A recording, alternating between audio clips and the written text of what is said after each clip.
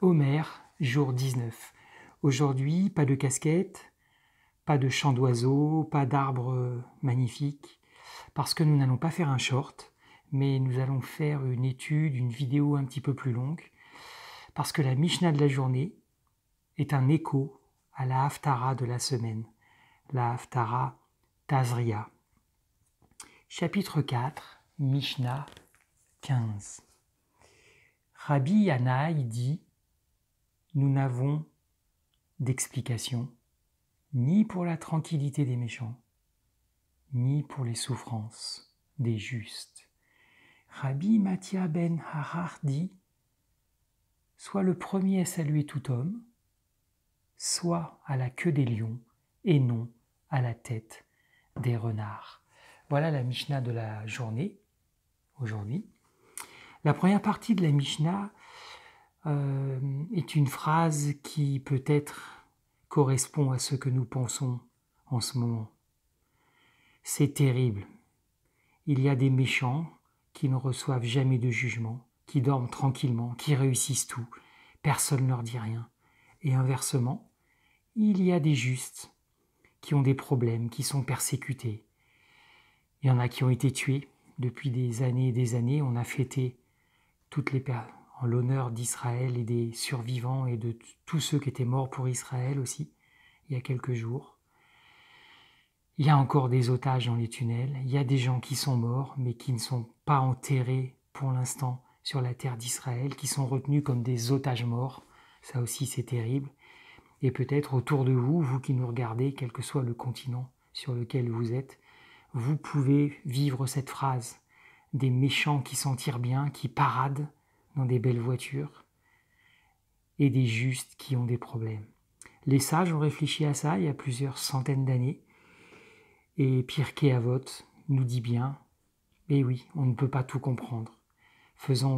Répétant ainsi aussi une des phrases de l'Ecclésiaste, le soleil se lève sur les bons, la pluie tombe sur les bons et les méchants, et le soleil se lève aussi sur les bons et les méchants. On ne peut pas tout comprendre, et notre justice humaine, quelquefois, est un peu dépassée par la sagesse de l'Éternel et par le plan de l'Éternel. C'est pas cette première partie qui correspond à la Haftara, mais c'est plutôt la deuxième. La deuxième nous parle de notre attitude par rapport aux autres. Tout homme, à quoi peut correspondre tout homme? Le Baal HaTurim, un des grands sages du mouvement racidique, souligne qu'en valeur numérique, Shalom a la même valeur que Ésav. Et les sages nous enseignent ainsi que nous devons rechercher la paix avec tout le monde, même avec Ésav. Je ne sais pas si vous savez ce que représente Ésav dans la pensée d'Israël. Si vous n'en avez aucune idée, n'hésitez pas à nous contacter, à nous écrire. Je vous conseille d'aller voir le site du Rav Shapira, de taper Rav Shapira et de taper Edom, Ésav, et vous verrez qu'il a écrit un livre passionnant sur Edom. Vous verrez aussi dans son livre Rivka, si vous avez le livre Rivka, vous n'hésitez pas à l'acheter, vous verrez le rôle que nous, les messianiques, nous pouvons avoir vis-à-vis d'Ésav. Et qu'est-ce que Ésav? En tout cas, Ésav, dans la pensée juive, c'est pas le meilleur ami. Oui, c'est le frère de Jacob, mais en fait, il y a eu une grande séparation, et la descendance d'Ésav, on la connaît, on en a beaucoup parlé il y a quelques jours. Sa descendance Ésav est aussi associée à la couleur rouge, j'en dis pas plus, faites vos recherches. Si vous avez des questions, posez vos questions sur les commentaires, nous y répondrons, ou posez des questions en écrivant au site internet de Beth Shoresh. Ça sera peut-être encore plus facile de communiquer. En tout cas, les sages d'Israël nous appellent à chercher la paix avec tout le monde et à pas sortir la sulfateuse, à ne pas devenir les juges et les justiciers d'Israël à la place de l'Éternel. On doit chercher à saluer tout homme, même quelqu'un comme Ésav. Quel est le rapport avec la Parashat Tazria? En fait, en écoutant cela, qu'on doit aller même vers Ésav, même vers le monde chrétien en fin de compte, parce que le monde chrétien correspond à Ésav, Édom, Rome, etc. Peut-être on n'aime pas ça. Ça ne correspond pas à ce que l'on pense, à la façon dont on a été éduqué, peut-être à la foi que l'on s'est construit. Ça ne correspond peut-être pas à la façon dont on lit la parole, on lit la Bible, on lit la Torah, ou on lit les évangiles, ou on lit les livres d'histoire. Ça ne correspond peut-être pas non plus à notre attitude sur les réseaux. Voilà, on défend Israël coûte que coûte, on dit ce qu'on pense, on sort la mitrailleuse numérique sur Telegram, sur WhatsApp, au téléphone, sur les sites internet. Peut-être même vous insulter. Je ne serais pas surpris que certaines personnes, vous qui nous regardez, vous en soyez à insulter sur les sites, voire dans le cœur, ou les deux. On est loin de la Mishnah 15.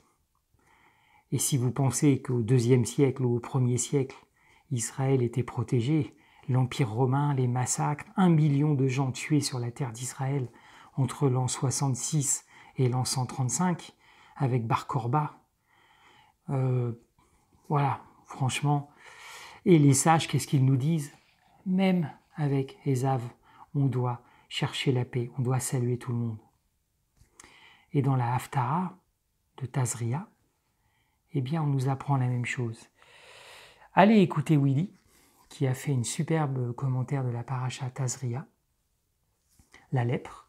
La lèpre concerne la personne qui est au centre de la Haftara.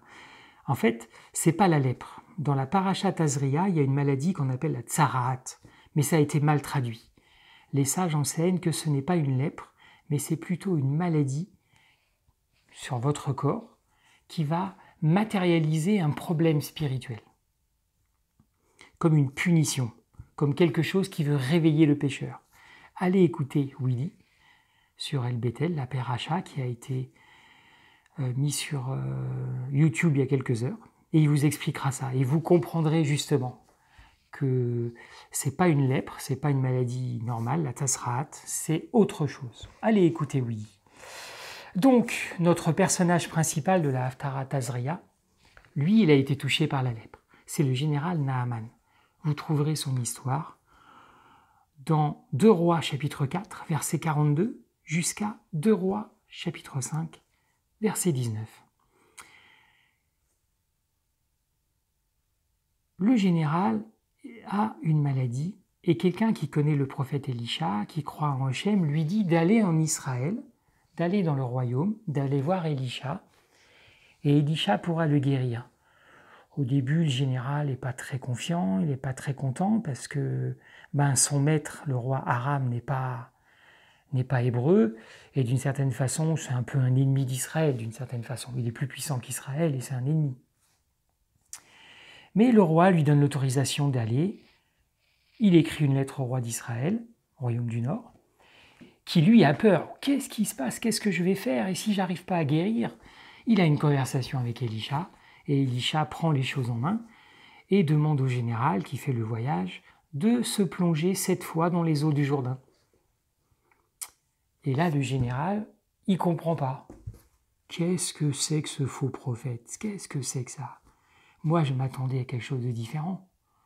Je pensais qu'il allait venir en face de moi, toucher la plaie, faire des incantations, prier. Et au lieu de ça, il va même pas venir, il va juste me dire « Tu vas te mettre plongé 7 fois dans le Jourdain ». Au début, il n'y croit pas, il n'est pas content. Et puis, ses serviteurs s'approchent de lui et disent « Mon père, si le prophète t'avait demandé de faire une chose difficile, ne l'aurais-tu pas faite? À plus forte raison maintenant, qu'il t'a simplement dit « Trempe-toi et tu seras purifié ». En fait, ce sont ses serviteurs qui vont lui remettre les idées en place et qui vont lui dire « Mais qu'est-ce que tu as? Tu es en train de te fabriquer ton système. En fait, tu n'écoutes pas ce que le prophète t'a dit parce que ça ne correspond pas à ton système. Et donc, tu vas chercher des justifications et c'est trop simple pour être vrai. » Et vous savez, ça peut tous nous arriver. on ne comprend pas tout. Et ça, quelquefois, la première phrase de la Mishnah, on ne veut pas l'accepter. Donc on est capable de se construire un système pour justement ne pas avoir à dire « je ne comprends pas tout ». J'espère qu'on n'est pas comme ça. C'est tout à fait normal si on ne peut pas tout comprendre. C'est tout à fait normal si on est dépassé par certaines choses. Ne cherchons pas dans des versets pris à droite à gauche à bricoler une théorie et à bricoler un système au nom de la Bible, on va même dire biblique, pour dormir tranquille. On ne peut pas tout comprendre et c'est tout à fait normal.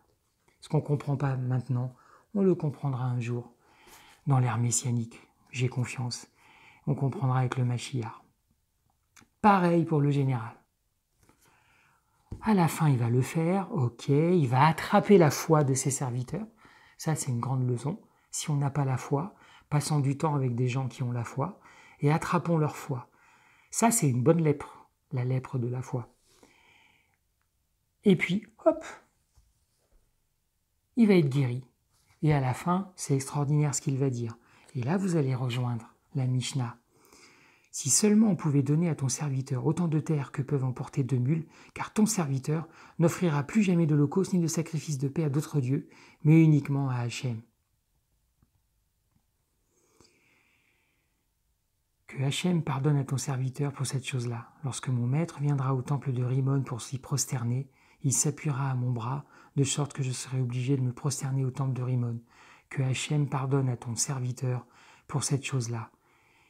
Et Elisha lui dit « Va en paix ». Et il partit. Le général a Hachem dans son cœur maintenant. Il a fait la teshuva. Mais il a l'honnêteté de dire « Tu sais, dans mon travail, je vais devoir faire des choses qui ne correspondent pas à la foi que j'ai. Prie que Hachem me pardonne. » Et il lui explique. Et Elisha, qu'est-ce qu'il lui dit ? Démissionne, quitte tout, reste là, sois engagé. Non. Il lui dit, va en paix. Fais de ton mieux. Ça rejoint l'enseignement d'hier, ou d'il y a 2 jours, le Rav Bernstein, quand il disait, suivant cela, Bet Knesset Hagedolah, fais de ton mieux. Dans les camps de concentration, on travaillait à Shabbat. Le seul jour de repos était le dimanche, mais le samedi, les gens travaillaient. Qu'est-ce que vous croyez qu'ont fait les juifs pratiquants ? Ils ont tous refusé et ils sont morts. Qu'est-ce que vous croyez qu'a fait Elie Wiesel, déporté à l'âge de 16 ans de Hongrie, pratiquant, qui connaissait le Talmud d'une façon incroyable ?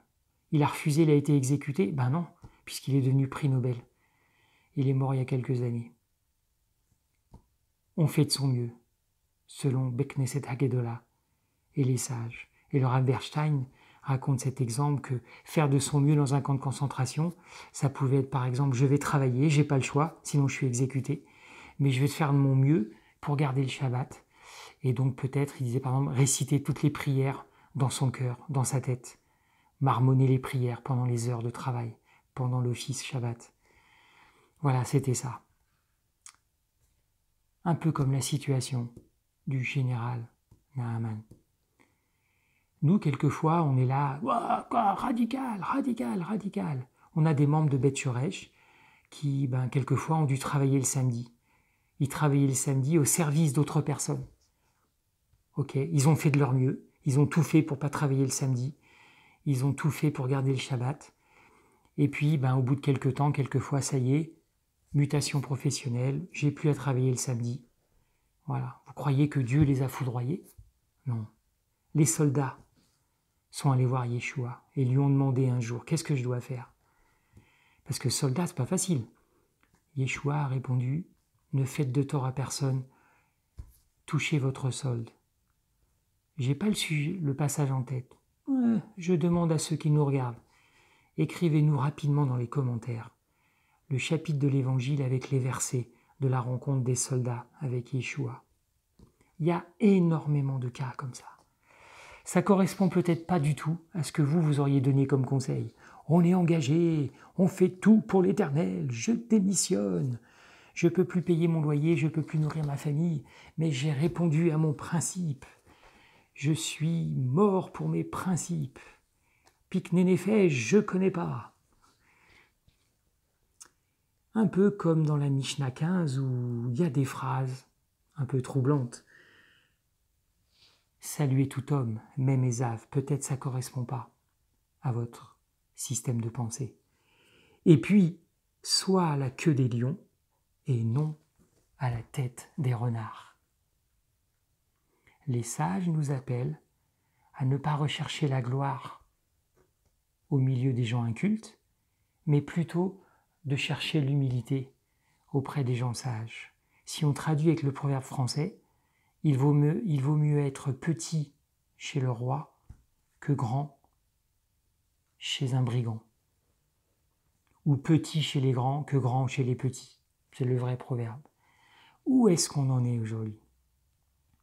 Est-ce qu'on s'est construit un système de pensée, comme le général Naaman, et on veut que tout rentre dans la boîte? Même les écritures de l'Éternel qu'on peut modifier selon notre moi, notre surmoi, nos émotions, notre passé. On peut modeler les écritures comme on le veut. Tout le monde peut faire ça. On peut construire une église avec un verset. On peut construire une religion avec 2 chapitres. On peut construire un système avec 3 livres. Aucun souci, tout le monde peut faire ça. Marcion, par exemple, lui, il gardait un seul évangile. Il n'y avait que Luc qui l'intéressait. Et Marcion a construit des églises qui sont restées vivantes pendant plusieurs siècles, jusqu'à ce que l'islam balaye tout, en Afrique du Nord et en Orient. Un seul livre, voilà. Puis d'autres, c'est l'inverse. Oh, je prends pas ci, je prends pas ça. Je lis pas ci, je lis pas ça. C'est facile. Et on se dit serviteur de l'Éternel. On peut même se dire messianique. Je fais pas ci, je fais pas ça. Nous sommes appelés à rechercher la queue des lions et non pas la tête des renards. Soyons petits parmi les grands. Ne cherchons pas à être grands parmi les petits. Où est-ce que nous en sommes dans notre famille, dans notre ville, dans notre communauté, dans notre Keïla, dans notre église, dans notre groupe de prière, je ne sais pas. Où est-ce que vous êtes? Où est-ce que nous en sommes? Les sages nous appellent à une chose. Cherchez un lion, cherchez la queue et marchez derrière. Peut-être il est temps de changer de concentration d'animal. Ouais, moi j'étais tellement concentré sur les renards, Roxy le renard. Non, maintenant j'arrête les renards et je me tourne vers les lions. J'encourage tout le monde à chercher son lion. Comment il s'appelle? Cherchez-le. Ça va passer. J'espère que vous l'avez trouvé. Si vous l'avez trouvé, cherchez sa queue et marchez derrière la queue. Je vous encourage pas à forcément tirer à fond sur la queue. Les sages disent pas ça, mais déjà, cherchons notre lion, trouvons-le, marchons derrière la queue, et puis laissons tomber les renards. Voilà, je souhaite une bonne recherche des lions à tous les amis, à toutes les amies de Beth Shoresh. Bonne lecture de la paracha, de la Haftara, bon visionnage de la vidéo de Willy, et on se retrouve demain pour le jour de l'Omer 20 qui sera à Shabbat. Au revoir les amis.